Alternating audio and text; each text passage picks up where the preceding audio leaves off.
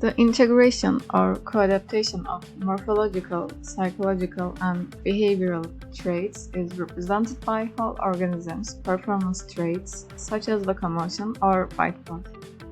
Additionally, maximum sprint speed is a good indicator of whole organisms' performance capacity, as variation in sprinting ability can affect survival. We studied thermal biology, morphology, and locomotor performance in a clade of Liolaemus lizards that occurs in the Patagonian steppe and plateaus, a type of habitat characterized by its harsh, cold climate. Liolaemus of the lineomaculatus section display a complex mixture of conservative and flexible traits.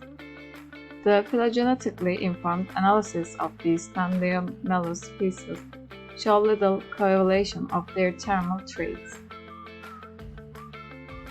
With regard to performance, maximum speed was positively correlated with optimum temperature, body size, and morphology influenced locomotor performance.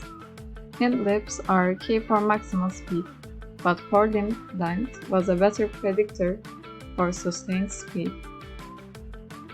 Finally, a sustained speed differed among species with different diets, with herbivores running on average faster over a long distance than omnivores.